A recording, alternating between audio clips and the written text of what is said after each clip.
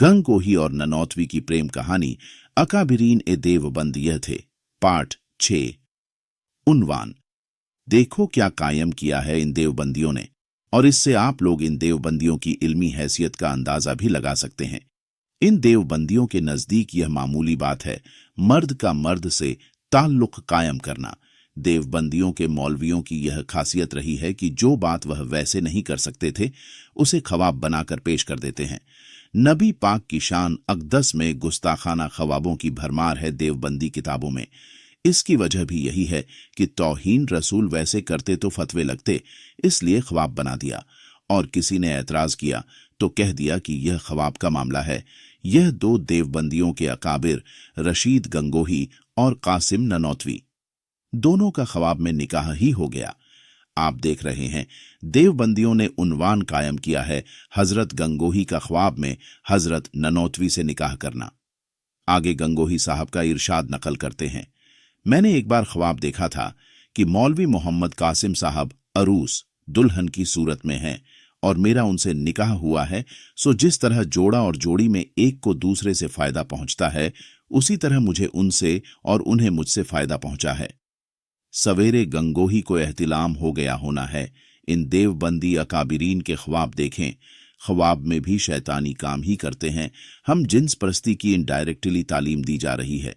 ख्वाब में पहले निकाह रचाया, बाद में फायदा उठाया, और यह फायदा वही है जो मियाँ बीवी को एक दूसरे से पहुंचता है, क्योंकि निकाह का बुनियादी मकसद यही है कि मर्द व औरत एक दूसरे से सुकून हासिल करें, जिनसी ताल्लुकात उस्तुवार करके। अब आगे चलिए, गंगोही के ख्वाब को हकीकत में बदलने की कोशिश। गंगोही साहब ख्वाब के मजे हकीकत में लेने के लिए बेकरार कितने थे, मुलाहिजा फरमाइए। अशरफ अली थानवी देवबंदी कासिम ननौतवी और रशीद गंगोही का वाकया बयान करते हुए लिखता है, एक दफा गंगोह की खानकाह में मजमा था। रशीद गंगोही और कासिम ननौतवी के मुरीद व शागिर्द सब जमा थे, और ये दोनों हजरत भी वहीं मजमा में तशरीफ फरमा थे कि रशीद गंगोही ने कासिम ननौतवी से मोहब्बत आमेज लहजे में फरमाया कि यहां जरा लेट जाओ। ननौतवी कुछ शर्मा से गए तो गंगोही नहीं गाया, सुहाग रात है, घूंघट उठा रहा हूं। मैं सिमट रही है तो शर्मा के अपनी बाहों में। मगर गंगोही ने फिर फरमाया तो बहुत अदब के साथ चित लेट गए।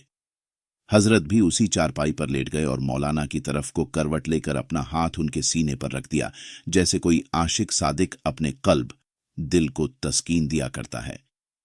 पहले वाकया की वजाहत में जो मैंने कहा था कि मर्द और औरत के निकाह का मकसद एक दूसरे से सुकून हासिल करना है, वही काम देख लें यहां हो रहा है, और थानवी इन दोनों के लिए वही बात कर रहा है जो मैंने कही। ननौतवी साहब हर चंद फरमाते कि मियां क्या कर रहे हो, ये लोग क्या कहेंगे।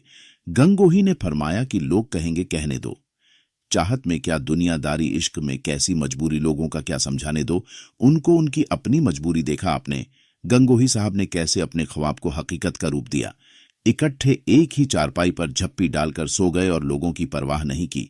दूसरी तरफ रशीद अहमद लुधियानवी देवबंदी साहब लिखते हैं, 10 साल या इससे ज्यादा उम्र के शख्सों को ख्वाह दोनों मर्द हों, जब दरमियान में कोई कपड़ा हाइल ना हो तो नाजायज है, और अगर कपड़ा हाइल हो तो इकट्ठे सोना मकरूह तंजीही है। तो यह थे तकी उस्मानी देवबंदी के अकाबिरीन ए देवबंद।